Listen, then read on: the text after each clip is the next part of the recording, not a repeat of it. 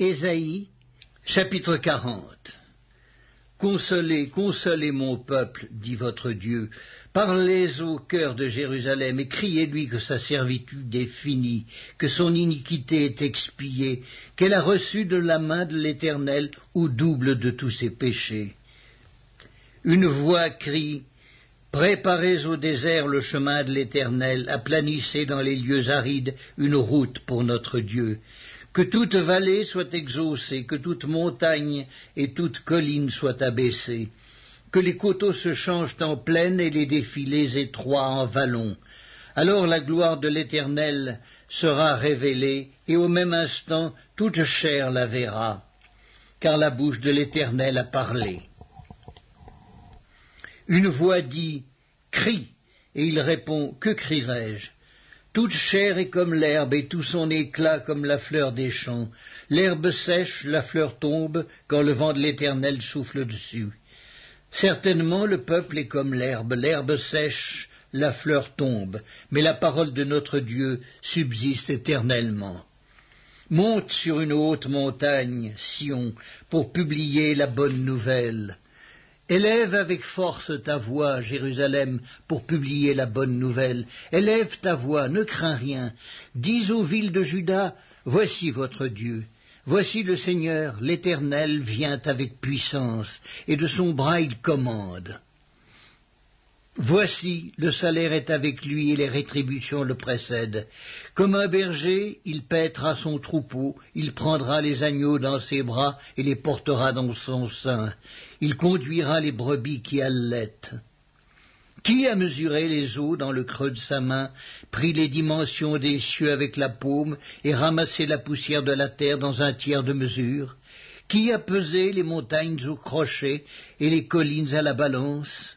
Qui a sondé l'esprit de l'Éternel et qui l'a éclairé de ses conseils? Avec qui a-t-il délibéré pour en recevoir de l'instruction?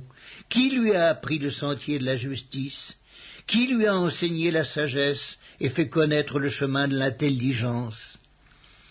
Voici, les nations sont comme une goutte d'un seau, elles sont comme de la poussière sur une balance. Voici, les îles sont comme une fine poussière qui s'envole.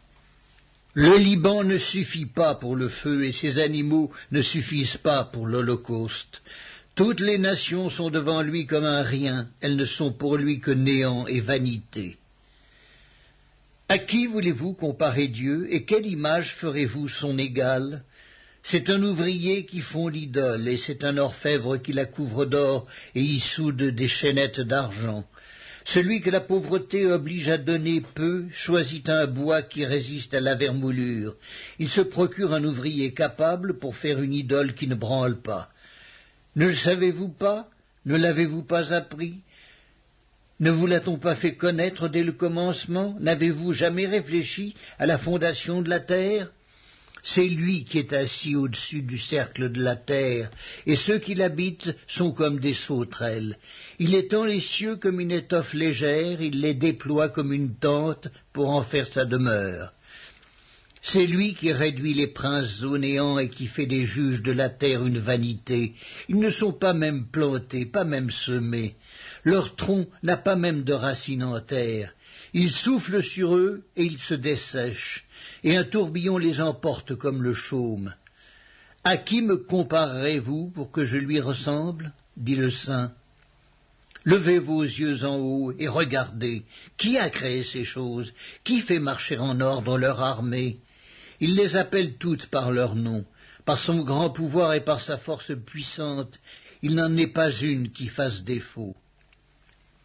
Pourquoi dis-tu, Jacob? Pourquoi dis-tu, Israël? Ma destinée est cachée devant l'Éternel, mon droit passe inaperçu devant mon Dieu. Ne le sais-tu pas, ne l'as-tu pas appris? C'est le Dieu d'éternité, l'Éternel, qui a créé les extrémités de la terre. Il ne se fatigue point, il ne se lasse point. On ne peut sonder son intelligence. Il donne de la force à celui qui est fatigué, et il augmente la vigueur de celui qui tombe en défaillance. Les adolescents se fatiguent et se lassent, et les jeunes gens chancellent.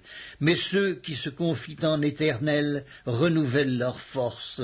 Ils prennent le vol comme les aigles, ils courent et ne se lassent point, ils marchent et ne se fatiguent point.